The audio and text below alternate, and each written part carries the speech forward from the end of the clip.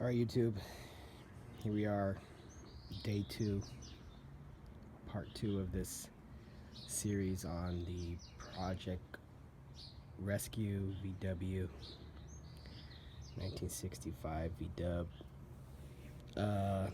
Was doing some work on it last night, but it got kind of cold and it got kind of dark, or it got a lot dark, and so I wasn't able to finish. I got the wire that was back here reconnected, so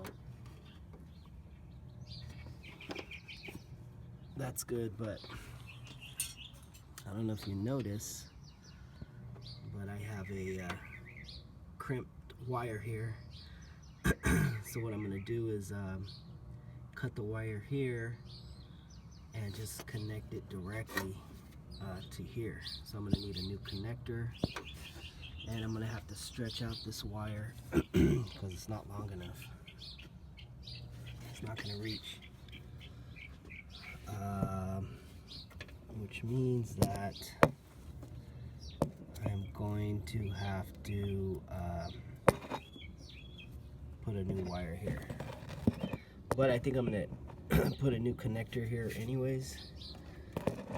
This is not the correct connection block. It's probably not making a good contact, so I'm just gonna buy a new one, a better connector that goes from 2 to 1,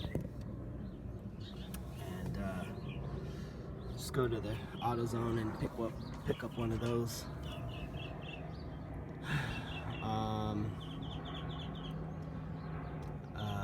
The correct type of connector, the original one, I'm not sure what type it was.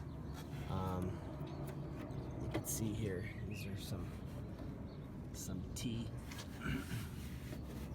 but these are for just the lights, so I need a lot thicker one for this, and I don't remember the original one, what it looked like. It was a long time ago.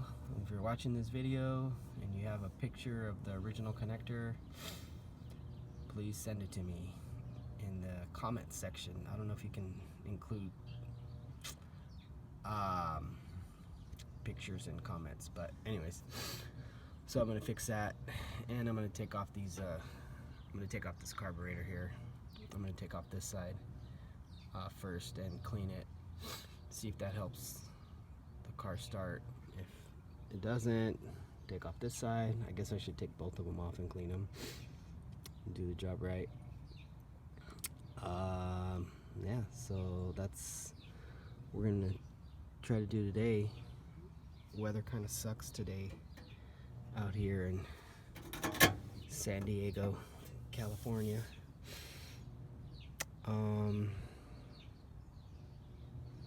Yeah, the car's been sitting for a few months, so it's not running very well. All right, let's get this thing going. All right, so step 1 of this rescue is to take off the carburetor. First thing I'm gonna do is take off the air cleaner. I would recommend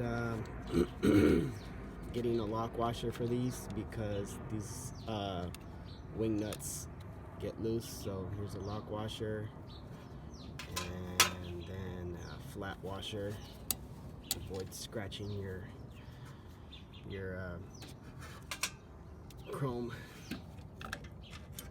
air filter cap. And then this is just to clear the way, make more space so you can get in here.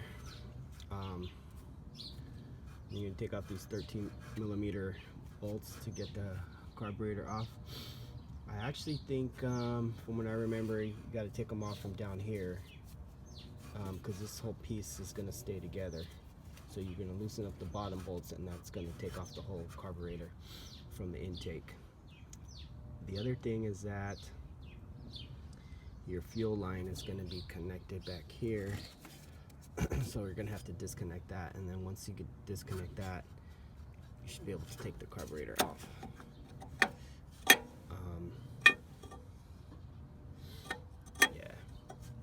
You can't take this off because these little bolts are in the way.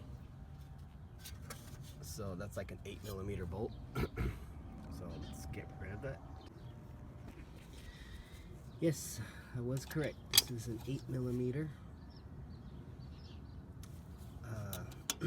screw, or I always get confused. Screw or bolt, I don't know. Anyways, once you get them loose, you can take them off with your finger. Not that tight. And once you get this off, this little base plate for the air filter will come off. There's one. And the other one. Oh, didn't even have to take it off, just loosen it. Once you take one off, you just loosen the other side, and then you can move that little bracket, the air cleaner bracket, and now your base plate will come off for your air filter. Oh, look at that, made in Taiwan. I'm not sure where these carburetors are made at. That piece may be made in Taiwan, but the rest of the carburetor may not be. These are Cadrons, a little more expensive than MP, which is what I have on my bus. So anyways, I'm gonna figure out why it's not starting. Sometimes when it gets clogged, gas doesn't come out of this little tube here.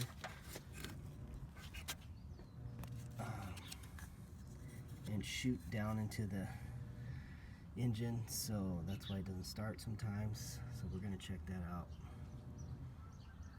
But first I gotta get this fuel line off here so I can take the carburetor off, and also loosen up these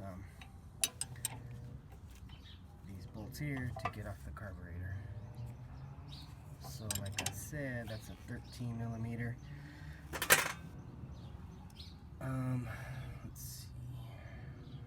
So let me take that off. I need 2 hands. And we'll be right back. Alright folks, so I was wrong. The bolts are going to stay on the bottom. These ones are going to stay here, and your carburetor is just going to lift off. So here's the carburetor. The stack, the stand. Alright, sorry about that, ran out of space on my phone. Got the carburetor off, took the top half off of the carb. It's held on by these little screws. Don't lose these washers. Apparently one of them was a little bit loose. You can see how it was leaking gas around here. This one was loose. But anyways, take this off, and you can see the inside of the carburetor. And I've already drained the gas that was in the float bowl.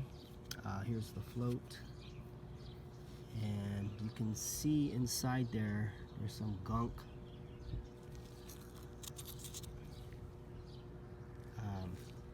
Yeah, so there's some gunk in there.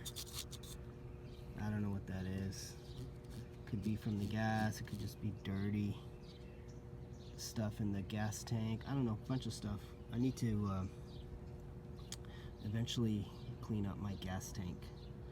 So I'm gonna clean this out with some carb cleaner, take this off, clean that out, spray that, spray these little holes here, spray all this, and hopefully that'll get my carb unclogged, because if there's that much crap in the float bowl, that means that crap is stuck inside the gas, all these little holes, and they're not that big, so I'm gonna work on that.